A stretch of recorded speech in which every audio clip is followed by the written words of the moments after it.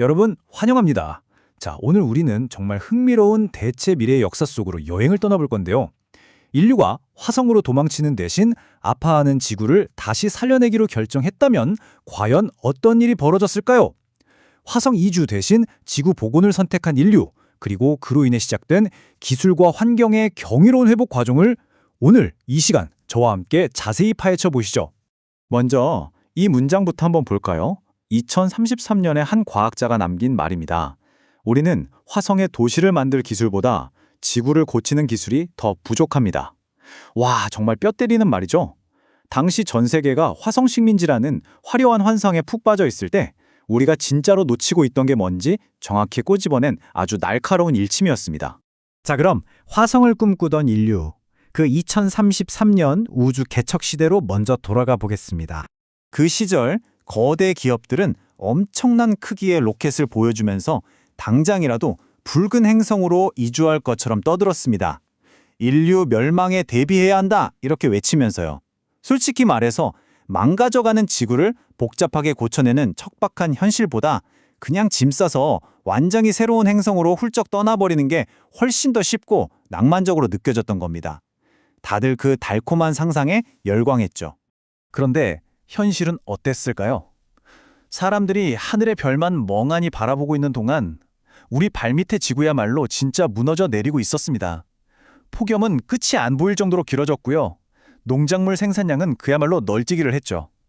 북극항로의 얼음이 녹아내리고 해양 생태계는 빠르게 붕괴하고 있었습니다. 도피처만 찾느라 당장 눈앞에 끔찍한 현실을 외면해버린 셈입니다. 그러다 2037년, 전 세계를 뒤흔든 거대한 충격이 찾아옵니다. 숫자 10만! 여러분, 이 초라할 정도로 작은 숫자가 대체 뭘 의미하는 걸까요? 믿기 힘드시겠지만 이게 바로 화성 이주 프로젝트를 통해서 인류가 실제로, 그러니까 진짜로 화성에 보낼 수 있는 최대 인원이었습니다. 더 기가 막힌 건 그 비용이었어요. 단 10만 명. 그 10만 명을 화성으로 보내기 위해 전 세계가 수십 년 동안 쓸 수 있는 글로벌 예산을 전부 쏟아부어야 한다는 사실이 낱낱이 밝혀진 겁니다. 80억 명 중에 10만 명이면 극소수 중에 극소수잖아요. 그들 반을 구하자고 지구 전체의 자원을 거덜낸다는 게 얼마나 터무니없는 짓인지 그제야 모두가 깨달은 거죠. 결국 대부분의 인간은 지구에 남게 되는구나. 맞습니다.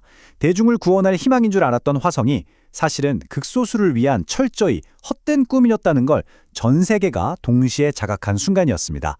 그리고 바로 그날을 기점으로 인류의 최우선 순위는 180도 뒤바뀌기 시작합니다. 복원을 향한 기술적 전환, 그 거대한 새로운 패러다임이 어떻게 시작됐는지 한번 볼까요? 이제 새로운 행성을 개척하겠다는 기업들이 박수받던 시대는 완전히 끝났습니다. 시장의 흐름이 단숨에 역전된 거죠. 우리가 발딛고 있는 이 지구를 복원하는 기업들의 가치가 그야말로 천정부지로 치솟기 시작했습니다. 전 세계의 막대한 돈과 최첨단 기술이 탈출이 아니라 생존과 회복으로 반향을 튼 겁니다. 이거야말로 진짜 게임 체인저였죠. 2040년쯤 되니까요. 진짜 눈으로 보고도 믿기 힘든 기술적 전환이 일어납니다. 메마른 사막을 초록빛으로 덮어버리고 인공강우 시스템으로 원하는 곳에 비를 내리게 하는 거죠. 바다에는 오염물질을 먹어치우는 정화 드론들이 쫙 깔리고요. 회색빛 도시는 숲으로 연결되었습니다. 마침내 우리의 기술이 자연을 망가뜨리는 게 아니라 살려내는 데 쓰이기 시작한 겁니다. 이게 그냥 그럴싸한 계획표에 불과했냐고요? 아니요. 실제 성과들이 쏟아졌습니다. 사우디아라비아의 그 황량했던 사막 일부가 진짜로 녹지화에 성공했고요. 중국과 몽골 국경에는 모래바람을 막는 거대한 방풍숲이 생겨났습니다. 태평양 한가운데서는 끝도 없이 플라스틱을 건져 올리는 거대한 해양 플랫폼들이 돌아갔죠. 지구를 고쳐보겠다는 우리의 절실한 노력이 실제로 먹혀 들어가고 있다는 아주 완벽한 증거였습니다. 이런 극적인 기술의 변화는 당연히 교육과 가치관의 변화로 이어집니다. 다음 세대를 위한 수업은 어떻게 달라졌을까요? 과거의 학교에서는 무조건 더 뻗어나가고 정복하는 것, 즉 어떻게 끝없이 성장할 것인가를 가르쳤잖아요. 하지만 복권의 시대에 접어든 학교는 완전히 달랐습니다. 다음 세대에게 이 아름다운 지구를 어떻게 유지하고 자연과 어떻게 공존할 것인가를 가르치기 시작한 거죠. 맹목적인 확장이라는 단어는 폐기되고 그 자리를 지속 가능성이 완벽하게 채웠습니다. 2044년의 어느 교실에서 한 어린아이가 이런 순수한 질문을 던집니다. 선생님, 왜 옛날 사람들은 아름다운 지구를 놔두고 화성으로 떠나는 걸 더 멋있다고 생각했어요? 이 질문 하나가 정말 많은 걸 시사해주지 않나요? 새로운 세대에게는 이 생명력 넘치는 지구를 버리고 숨도 못 쉬는 황량한 화성으로 도망치려 했던 과거 어른들의 모습이 도저히 이해할 수 없는 기이한 코미디 같았던 겁니다. 그 아이의 질문에 선생님은 창밖을 가만히 내다봅니다.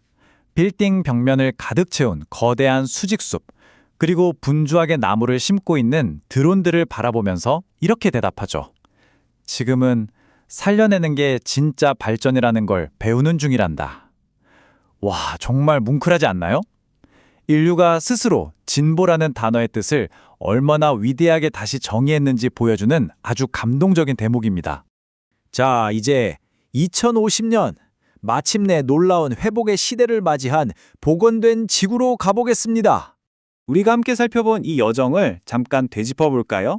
화성 이주라는 달콤한 환상에 취해 있던 2033년에서 출발해 2037년 비용이라는 현실의 벽에 크게 한 대 맞고 정신을 차렸죠.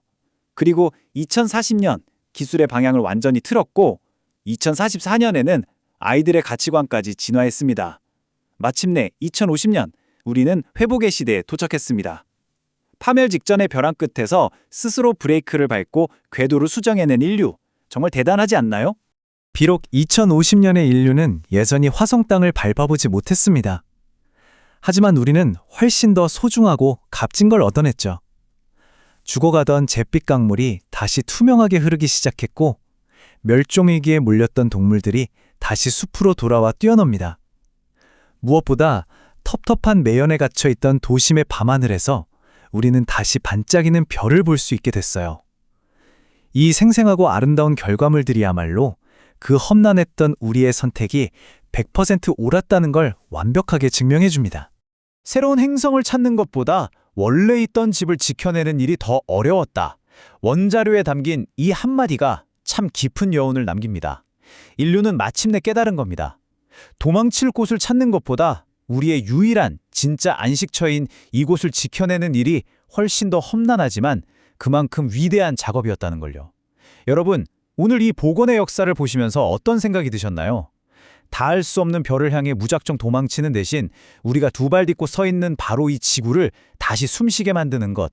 그것이 진짜 우리가 추구해야 할 인류의 진보 아닐까요?